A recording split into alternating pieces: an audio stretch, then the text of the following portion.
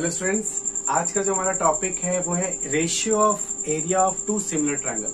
मतलब अगर मान लो तुम्हारे पास ये दो ट्रायंगल है, ठीक है, और ये दोनों ट्रायंगल आपस में सिमिलर दे रखा है, तो तुमको ये प्रूव करके बताना है कि इन दोनों ट्रायंगल का जो साइड्स का रेशियो होगा, ठीक है, जो साइड्स का रेशियो होगा उसका स्क्वायर इन दोनों ट्रायंगल के एरिया के बराबर होगा, एरिया के रेशियो के बराबर होगा। ठीक है, जैसे ये दो ट्रायंगल है ना, ये दो ट्रायंगल है, इस दोनों ट्रायंगल का अगर हम लोग एरिया का रेशियो निकालते हैं तो ये क्या होगा, साइड्स के रेशियो के स्क्वायर के बराबर होगा। ठीक है, ये हम लोग को इस टॉपिक में प्रूफ करना है। ठीक है, तो चलिए जल्दी से हम लोग क्या करते हैं, ratio of area of two similar triangle के ऊपर काम शुरू करते हैं। ठीक है, देखो स्टेटमेंट क्या दे रखा है, the ratio of the area of two similar triangle is equal to the ratio of square of their corresponding altitude. मतलब कि दो ट्रायंगल का एरिया का रेशियो निकाला जाए। मान लेते हैं अपने पास ट्रायंगल दे रखा है, दो ट्रायंगल दे रखा है जिसका नाम है एबीसी और दूसरा ट्रायंगल है जिसका नाम है डीईएफ। ठीक है, ये दो ट्रायंगल दे रखा है। अब क्या बोल रहा है कि इन दोनों के एरिया का रेशियो निकाला जाए। मतलब सबसे पहले देखो गिवन क्या है, गिवन है कि दो ट्रायंगल कौन कौन सा, तो triangle ABC and triangle DEF, triangle DEF, ये गिवन है। ठीक है, हम लोगों को निकालना क्या है, तो फिर टू प्रूफ क्या करना है, टू प्रूफ करना है आपका कि area triangle ABC by area triangle DEF. ठीक है, दोनों ट्रायंगल का रेशियो दोनों के साइड्स का रेशियो के स्क्वायर के बराबर। मतलब एबी बाय डीई का square is equals to BC by EF का स्क्वायर। ठीक है, ईएफ का square is equals to AC by DF का स्क्वायर। ये हम लोग को प्रूफ करना है। ठीक है, तो बहुत आसानी से तुम्हारा प्रूफ होने वाला है, जल्दी से समझते हैं इसको। देखो यहां लिखते हैं प्रूफ। देखो सबसे पहले तुमको पता है, पिछले यूनिट में हम लोग सीखे थे कि अगर दोनों ट्रायंगल सिमिलर होगा तो साइड्स तो प्रोपोर्शनल होता ही है, दोनों का एल्टीट्यूड, दोनों का मीडियन, दोनों का एंगल बाइसेक्टर भी प्रोपोर्शनल होता है। तो यहाँ पे एल्टीट्यूड्स बना लेते हैं, दो एल्टीट्यूड बना रहे हैं, एक बना रहे हैं यहाँ पे, इसका नाम लिख दे रहे हैं AP, और यहाँ पे इसका एल्टीट्यूड बना रहे हैं। ठीक है ना, एल्टीट्यूड क्या होता है, बेस पे परपेंडिकुलर होगा, तो इसका नाम लिखते हैं DQ। ये हम लोग पढ़ चुके थे कि अगर दो ट्रायंगल सिमिलर है तो दोनों का एल्टीट्यूड्स का भी रेशियो बराबर होता है, ऐसा हम लोग जानते हैं। तो यही नॉलेज को आप यहाँ पे यूज करने वाले हैं। आप कंस्ट्रक्शन क्या कर रहे हैं, कंस्ट्रक्शन में आप ड्रॉ कर रहे हैं, draw altitude AP and DQ in triangle ABC। AP को किसमें बनाया गया है, ABC में, और DQ किसमें बनाया गया है, DEF में। ठीक है, चलिए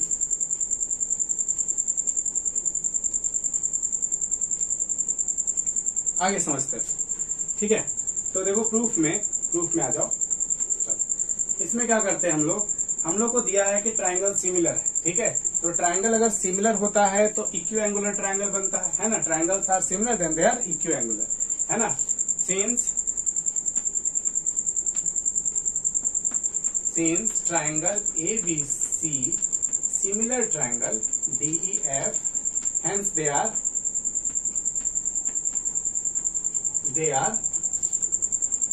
इक्यू angular,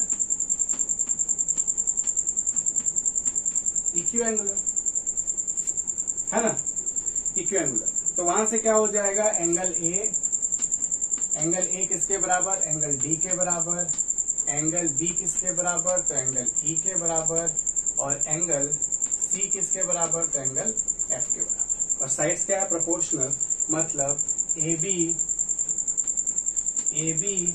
bye DE is equals to BC by EF is equals to AC by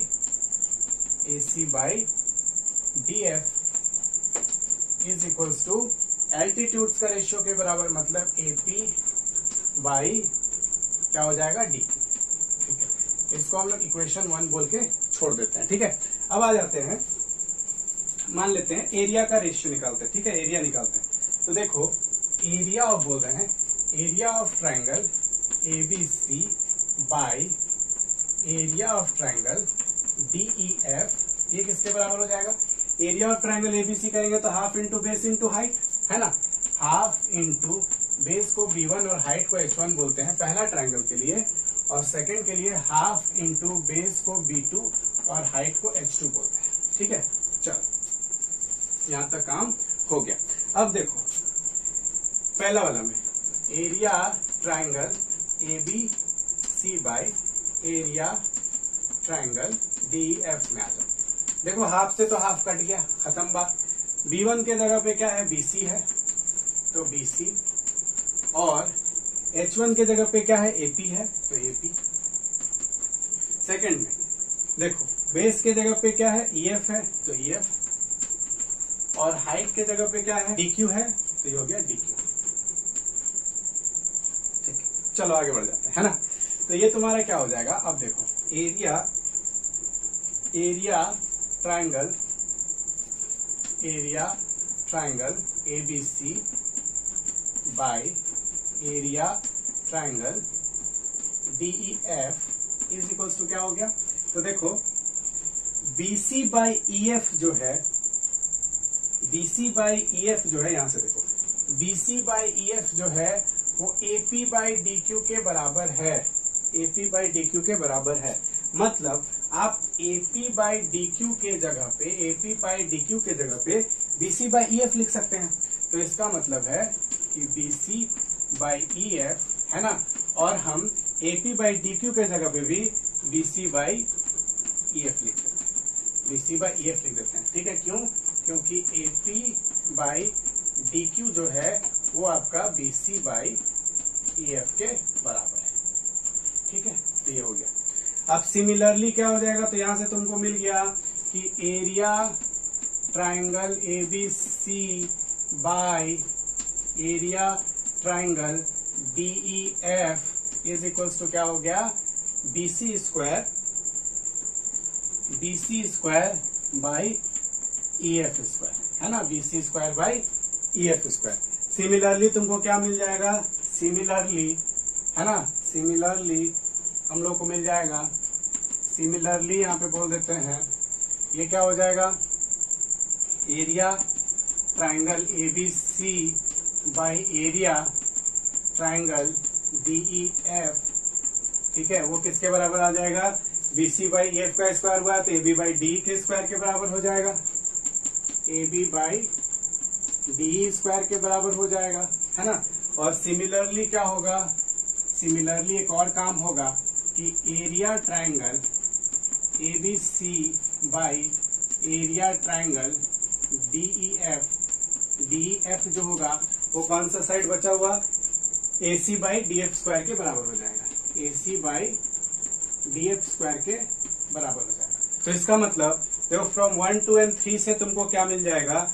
ये मान लेते हैं तुम्हारा, ये सॉरी 1 तो पहले से है ना, तो 2 3 4 देखो, तो इसका मतलब है क्या कि आप सीधा बोल सकते हैं कि area triangle ABC by area triangle DEF जो होगा वो किसके बराबर होगा? तो AB, देखो AB बाई DE का square is equals to BC by EF का स्क्वायर, BC बाई EF का स्क्वायर इज इक्वल्स टू तुम्हारा क्या हो जाएगा? AC बाई DF का स्क्वायर, DF का स्क्वायर, AC बाई DF का स्क्वायर। तो यही तुम्हारा प्रूफ मेन था जो तुमको क्या करके दिखाना था। ठीक है, मेन आपको यही करके दिखाना था। तो यही था आपका area of triangle ABC by area of triangle DEF जो है वो क्या हो गया? साइड्स के रेशियो के स्क्वायर के बराबर आ गया। ठीक है, तो हम लोग को दिखाना था क्या कि अगर दो ट्राइंगल सिमिलर है तो अगर आप दोनों के एरिया का रेशियो निकालते हैं तो साइड के रेशियो के स्क्वायर के बराबर होगा, साइड्स के रेशियो के स्क्वायर के बराबर होगा। ठीक है, तो आई होप आप लोगों को समझ में आया होगा। अगर कोई भी डिस्कशन होता है या कोई डाउट होता है तो आप उसको कमेंट सेक्शन में कमेंट कर सकते हैं, हम लोग उसको डिस्कस कर सकते हैं बढ़िया आराम से। ठीक है, तो चलिए आई होप आप लोगों को समझ में आया होगा। मिलते हैं फिर नेक्स्ट वीडियो में, तब तक के लिए थैंक यू, जय हिंद।